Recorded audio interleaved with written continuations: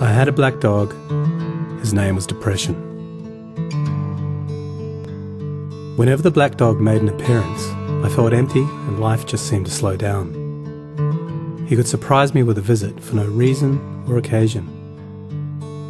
The black dog made me look and feel older than my years. When the rest of the world seemed to be enjoying life, I could only see it through the black dog. Activities that usually brought me pleasure suddenly ceased to. He liked to ruin my appetite. He chewed up my memory and my ability to concentrate. Doing anything or going anywhere with the black dog required superhuman strength. At social occasions, he'd sniff out what confidence I had and chase it away. My biggest fear was being found out. I worried that people would judge me. Because of the shame and stigma of the black dog, I was constantly worried that I'd be found out. So I invested vast amounts of energy into covering him up. Keeping up an emotional lie is exhausting. Black dog could make me think and say negative things. He could make me irritable and difficult to be around. He would take my love and bury my intimacy. He loved nothing more than to wake me up with highly repetitive and negative thinking. He also liked to remind me how exhausted I was going to be the next day. Having a black dog in your life isn't so much about feeling a bit down, sad or blue. At its worst, it's about being devoid of feeling altogether. As I got older, the black dog got bigger and he started hanging around all the time.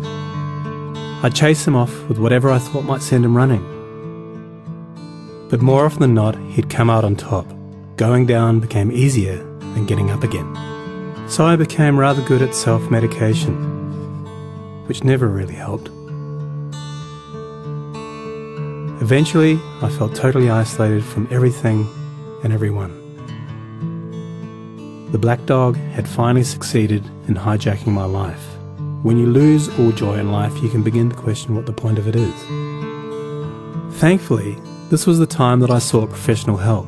This was my first step towards recovery and a major turning point in my life. I learned that it doesn't matter who you are, the black dog affects millions and millions of people. It is an equal opportunity mongrel. I also learned that there was no silver bullet or magic pill. Medication can help some, and others might need a different approach altogether.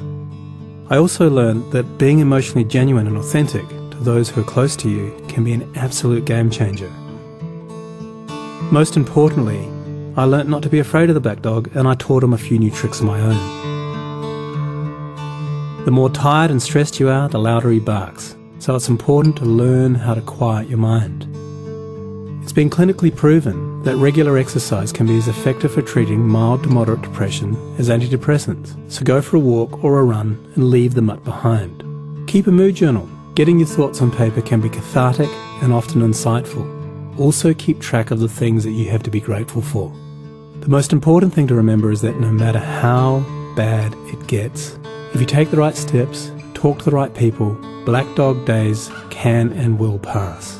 I wouldn't say that I'm grateful for the black dog, but he's been an incredible teacher. He forced me to reevaluate and simplify my life. I learnt that rather than running away from my problems, it's better to embrace them.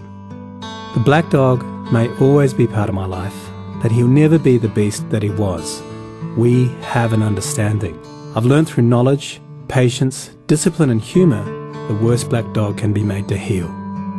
If you're in difficulty, never be afraid to ask for help. There is absolutely no shame in doing so. The only shame is missing out on life.